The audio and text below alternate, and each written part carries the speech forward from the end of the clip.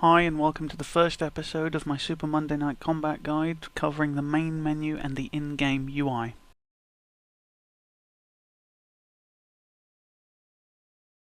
Super Monday Night Combat is a hybrid MOBA third-person shooter. To begin with, let's first take a look at the main menu, which is the first thing you'll see after logging into the game. Welcome to the Super Monday Night Combat main menu. Up here on the top left is the first item we'll deal with, which is the play menu. On clicking this, you'll be directed to the 3 game modes that the game currently supports.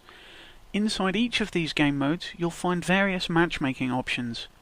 These different options will match you with teams. If you click the Matchmake Me option, you'll be sent to the queues, which would let you then pick a region that you want to play in. Once you've selected your region, click Find Game, which will then enter you into the queue. If you wish to leave the queue at any time, just hit Cancel Search, which will take you out of the queue. Now we'll have a brief look at the store. The store is where you buy any items from Super Monday Night Combat, such as pros or different kind of costumes. On the left here, you'll see all the different types of pros available. On clicking one, you'll get a brief description of them, and you'll be able to either add it to your cart for real money or unlock it with combat credits. You'll also be able to browse all the different items for each of the classes. Here you can see the different skins for the gunner.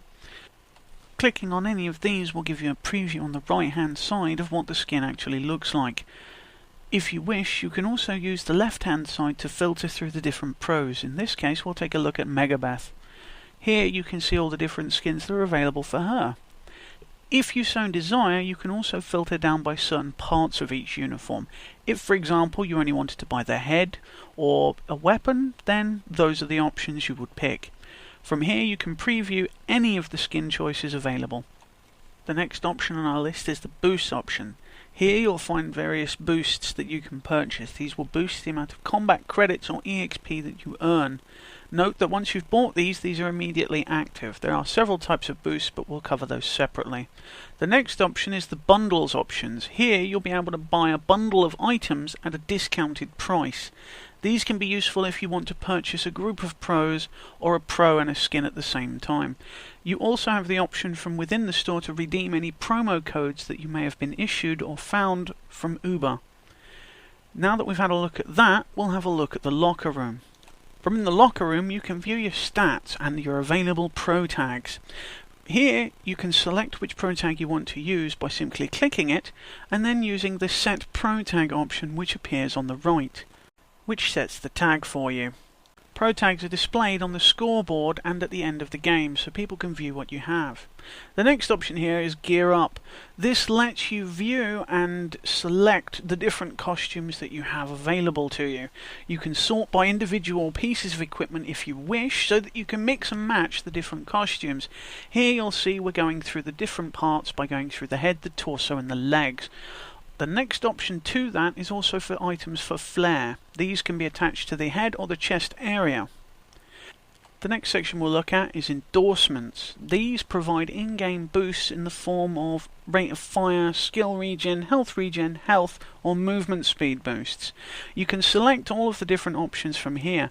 Clicking any of these will let you purchase the item if you don't already have it. You are able to purchase multiple endorsements at the same time by using the plus and minus figure next to it and then hitting the unlock button. The next thing we'll take a look at will be products. These also provide in-game boosts, but some of them have certain requirements which must be met before they can be activated. You can filter down the different categories of products by using the category selections on the left. Once you've located the product you want that you don't have, simply highlight it on the right and then click Unlock on the left hand side to purchase it and add it to your inventory. The next option is for Custom Pros. What this enables you to do is set up certain weapon, taunt and costume options and then make them the default for that pro. This stops you having to pick them at the beginning of every single match. Any of the custom pros you create can also be named so that you can better identify which ones they are. You're able to set the default option by clicking or unclicking the little green default box. This will set that particular custom pro as the default option. Next up is the inventory screen. This will show you every item that you own in the game. You're able to filter by the different categories so that you can locate the items you have and see how many you have of it. The little gift icon over the icons means that you were given that as a result of an endgame prize. Lastly, we'll take a look at the community option. In the community option, you're able to view other games that have already finished. This enables you to download the replays and rewatch either your own games or somebody else's games at your own leisure. At the top, you'll see that there is an option to only show your games so that you can better locate your own games. If you untick this and then hit refresh, you'll be able to browse all of the different replays. On the right, you'll be able to see who was in the game, what map they were playing on, and how long the game lasted for. To download this replay, simply click download. Once the download is finished, you can simply click play to view the game as if you were there. This will enable you to view from any player's angle and to see what was going on.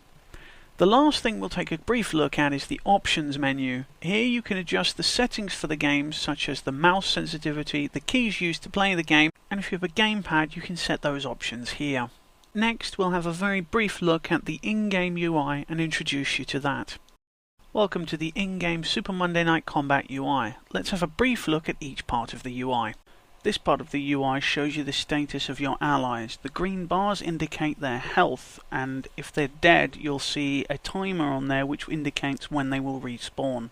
Likewise, on the other side of the screen there is also an indicator for the enemy team. It won't show you what the status of their current health is, but if they're dead, it will tell you when they're about to respawn. In between these two sections you'll see two little squares. These indicate the status of each team's money ball. As its health decreases, the icon will slowly disappear. The little shield icon next to it indicates that the shield is currently up and that it cannot be damaged by players. The section of the UI between the money ball indicators deals with the status of the lanes. This will show you how far your bots have pushed or how far the enemy bots have pushed. Turrets are indicated by little squares. If they have a little white outline next to them, it means their shield is still up and they cannot be damaged by players. Next, we'll take a look down the right hand side of the UI. The first thing you'll come to is the skill indicator. This will show you the status of your skills and whether any are on cooldown and how long they're going to be. Just below that you'll see a series of little green boxes which indicate the current level of each skill. Just underneath that you'll also find the counter that will indicate how much money you currently have in your possession and how much ammo your currently selected weapon has. Just to the right of this section you'll also see the part that indicates the status of the various products you have equipped. If they're greyed out, then for whatever reason you can't use them. It could be that they're on cooldown, or it could be that they don't trigger until you meet a certain criteria. The section just underneath all of this shows what level you currently are and how much EXP you need to be able to reach the next level. In the bottom left hand corner of the screen you'll see your juice indicator. It will slowly fill up from left to right and it will then indicate once it is full so that you can use your juice. The last section of the UI that we're going to take a look at is the skill upgrade menu. When you level up you will see a little arrow that points up. It's above your skill indicator. This shows that you have unspent skill points. Once you've found yourself in a safe position to upgrade your skills, you simply press B to open the skill upgrade UI. The top three sections of this menu deal with your skills. They cover left shift, Q and E respectively. To upgrade one of your skills, simply click the relevant section for each skill. The bottom two sections of this UI cover with boosting your defensive and offensive capabilities respectively. Putting points into defense will increase your maximum health and your movement speed, while putting points into offense will increase the damage you deal with your attacks. This concludes this episode covering the main menu and the in-game UI. Look out for further episodes covering more details of the game.